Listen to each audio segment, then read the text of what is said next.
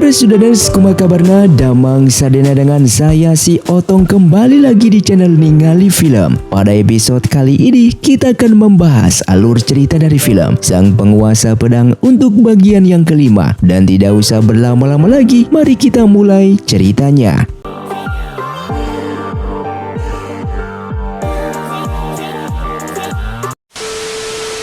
Film pun dilanjutkan dengan diperlihatkannya Bailey yang saat ini sedang mengejar seseorang yang sangat mencurigai, dan ternyata orang itu adalah Lanseng. Melihatnya di sana, Bailey menjadi sangatlah senang. Ia pun membawa Lanseng kembali ke rumahnya.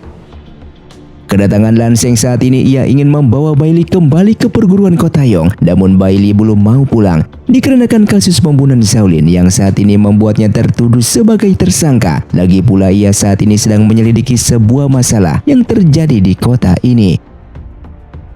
Di tempat lain, Liu akhirnya tersadar dan berada di dalam penjara. Ia pun bertemu dengan 12 orang pemuda yang terkena racun kemarin, yang saat ini mereka telah sembuh setelah memakan obat penawar dari Ouyang. Ternyata yang menculik mereka adalah Hua. Hal tersebut membuat Liu menjadi sangatlah marah karena Hua sudah dimaafkan dan berjanji tidak akan membuat kejahatan lagi. Karena kesal, Liu memakinya dengan sebutan pria jelek dan jahat, dan ucapannya itu pun membuat Hua seketika menjadi kesal, marah bahkan akan membunuh mereka semua di sana. Ia pun kembali ke rumah dan mulai memakan pil yang dapat membuat wajahnya tidak buruk lagi. Setelah ia memakannya, sesaat Hua merasakan tubuhnya saat ini seperti ada kekuatan yang besar.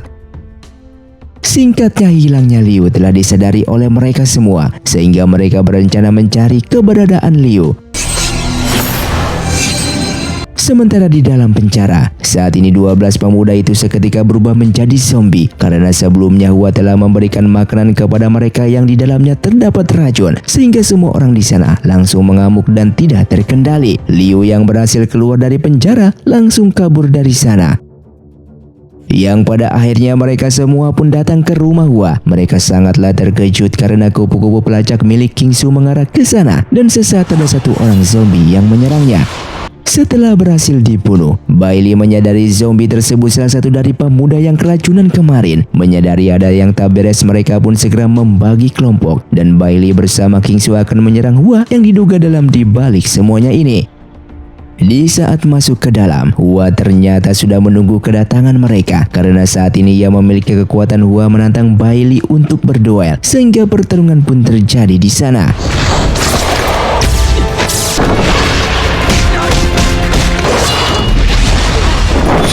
Sementara itu, Lanseng yang berhasil menemukan Liu sedang bertarung melawan para zombie, dan Lanseng pada akhirnya terpaksa memusnahkan para warga yang menjadi zombie tersebut karena itu adalah satu-satunya cara.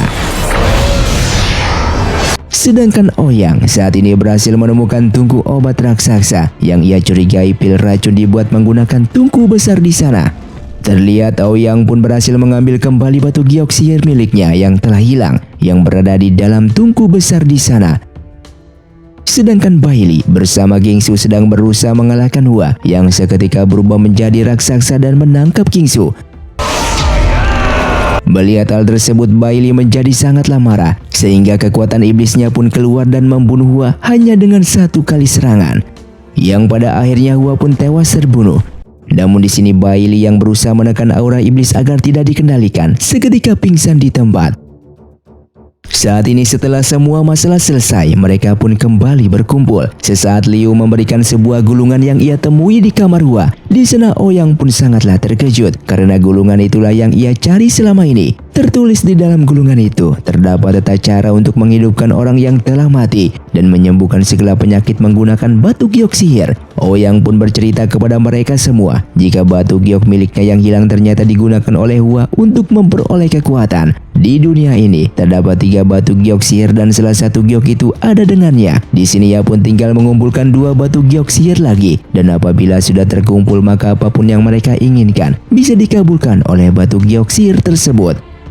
Singkatnya, King Su membawa Ouyang ke rumah Nyonya Qin. Hal itu bertujuan untuk mengecek penyakit yang berada di tubuhnya. Di sana terlihat King Su mengajak nenek Nyonya Qin untuk minum teh sebentar. Namun siapa sangka teh itu telah dicampuri sebuah racun tidur, yang seketika Nyonya Qin langsung tertidur pulas. Dan ternyata semuanya ini rencana dari King Su yang ingin membawa Nyonya Qin pergi untuk menemui Liu karena Nyonya Qin sangatlah menyukainya.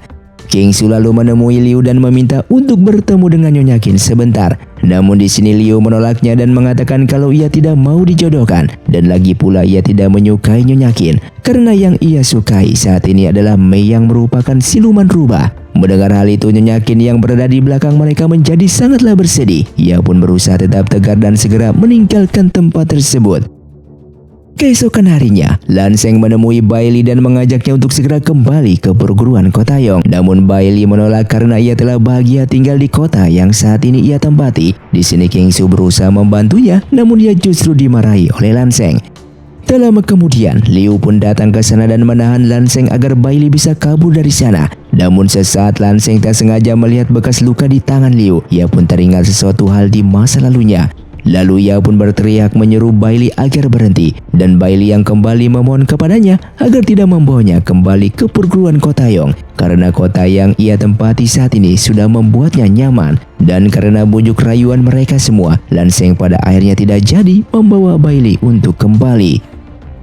Singkatnya, di masa lalunya Lan Sheng, yang di saat itu ia bersama adiknya hidup sebatang kara. Di saat ia tinggal sebentar, seketika adiknya telah menghilang dan melihat ada 3 orang pria dewasa yang sedang memakan daging. Ia pun menyangka adiknya telah dibunuh dan dimakan. Semenjak hari itu ia pun sudah tak melihat sang adik kembali, dan saat ini ia curigai adiknya yang hilang itu adalah Liu karena bekas luka di tangan Liu sama persis seperti bekas luka adiknya. Dan dari kejauhan, Ouyang pun melihat Lan Sheng yang tiba-tiba berubah sikap dan baik kepada Liu. Hal itu ia pun ceritakan kepada Bai Li, dan King Su menjawab kalau Lan Sheng di saat dulu kehilangan adiknya dan sampai saat ini belum ketemu. Mendengar hal itu, Ouyang pun curiga kalau Liu adalah adik dari Lan Sheng. Ia pun dengan segera menemui Fei dan menanyakan asal-usul dari Liu. Di sini Fei pun mengatakan jujur kalau Liu adalah adik angkatnya. Dan dari sinilah terkuak sebuah kebenaran yang ternyata di saat dulu ayah Fei menemukan Liu yang tergeletak di jalan, ayahnya pun membawa Liu pulang ke rumah dan dirawat seperti anaknya sendiri. Di lain sisi, Liu pun menemui Mei. Di sana Mei berencana ingin mengembalikan ingatan milik Bai Li agar kelak Bai Li bisa mengingatnya kembali. Mereka pun berencana mencuri batu giok sihir milik Ouyang. Siapa tahu berkat batu giok itu ingatan milik Bai Li bisa kembali. Lalu setelah itu Liu memanfaatkan kesempatan Ouyang yang sedang mandi dan mencuri batu giok tersebut di saku bajunya. Setelah berhasil mendapatkannya, ia bersama Mei segera pergi ke kamar Bai Li yang sedang tertidur. Liu menggunakan batu hijau miliknya untuk mengumpan kekuatan dari batu giok sihir tersebut. Namun ternyata siapa sangka ingatan Bai Li bukannya kembali, yang justru batu giok sihir mengumpan aura iblis di dalam tubuh Bai Li agar bisa keluar. Hal tersebut membuatnya menjadi tak terkendali dan hampir berubah menjadi iblis seutuhnya. Untung saja Lan Sheng bersama Ouyang datang ke sana dan Ouyang berhasil mengambil batu giok sihir tersebut. Alhasil perbuatan Liu tadi malam dimarahi oleh mereka semua karena ulah Liu hampir saja membuat Bai Li menjadi melayang. Di sini Fei secara pribadi menemui Bai Li dan meminta maaf atas tindakan adiknya. Ia pun tahu jika Liu ingin membantu agar ingatan milik Bai Li bisa kembali, namun cara yang Liu lakukan adalah salah. Di sini Bai Li pun telah memaafkan dan ia tidak marah kepada Liu. Karena sikap adiknya yang semakin memberontak, ia bersama King Su pergi menemui Nyonya Qin. Di sana ia ingin Liu segera menikah dengan Nyonya Qin agar adiknya tidak membuat kekacauan lagi. Dan Nyonya Qin tentu saja menyetujui usul dari mereka untuk siap menikah dengan Liu. Di perguruan Kotayong, terlihat Fuku merasa kesepian karena Lan Sheng dan Bai Li belum kunjung kembali. Sesaat ia mendapatkan kabar dari Lan Sheng kalau ia berhasil menemukan keberadaan Bai Li, yang tentu saja Fuku pun menjadi sangatlah senang dan segera mengabarkan berita itu kepada Hong Yu. Dari kejauhan, Ling Duan mendengarkan percakapan mereka dan ia pun segera menemui pemimpin perguruan untuk meminta izin agar dirinya diperbolehkan turun gunung agar bisa menangkap Bai Li yang saat ini keberadaannya telah ia ketahui. Namun Master Hansu menolaknya karena ia sudah mengutus Lan Sheng untuk pergi mencari Bai Li dan Ling Duan tidak boleh turun gunung.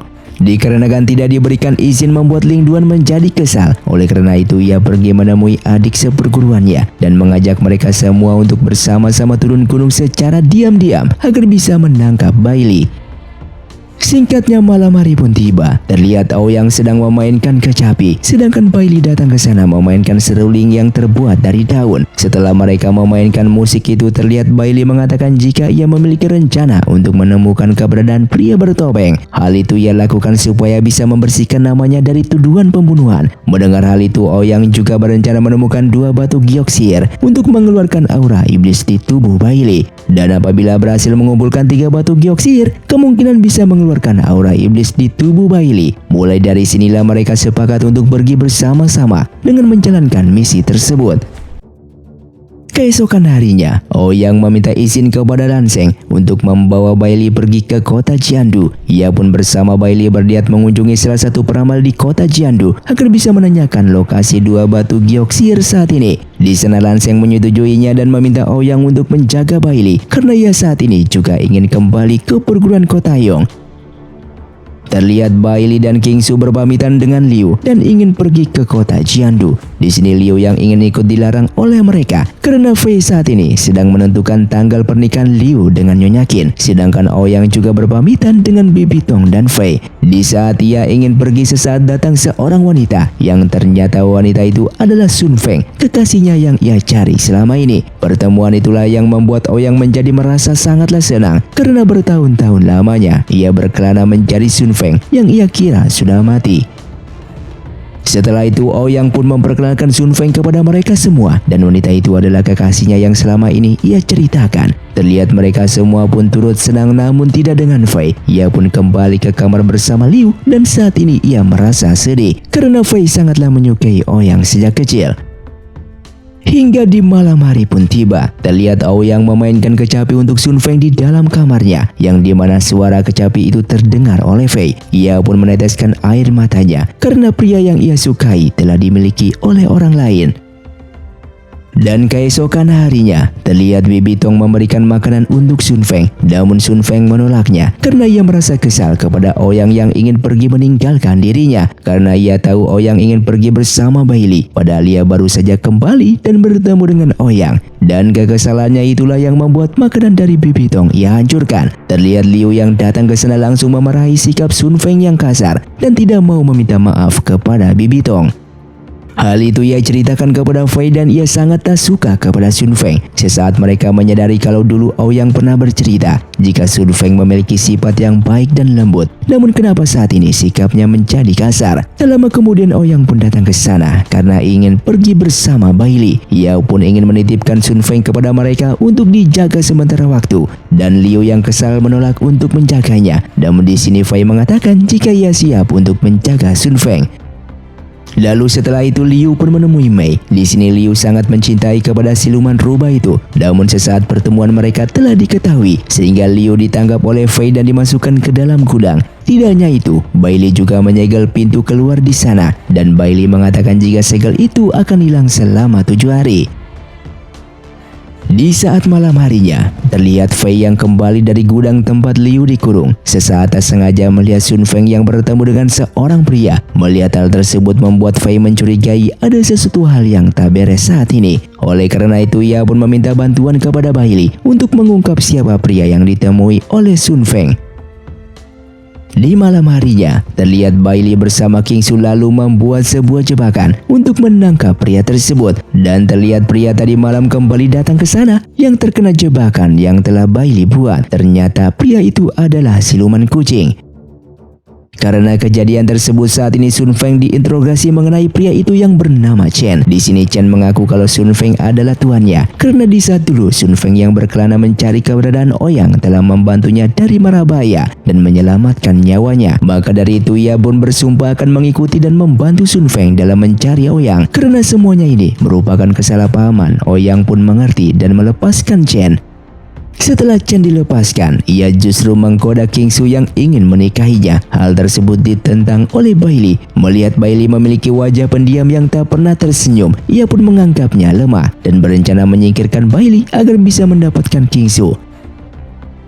Singkatnya mereka bertiga memulai perjalanan untuk ke kota Jiandu. Namun sesaat Mei datang ke sana, ia pun meminta maaf atas tindakannya yang hampir mencelakai Bailey. Dan saat ini ia mau ikut bersama mereka. Terlihat Ouyang menyerahkan semua keputusan kepada Bailey dan Bailey bersedia membawanya pergi. Hal tersebut membuat Mei menjadi sangatlah senang, namun tidak dengan Kingsu.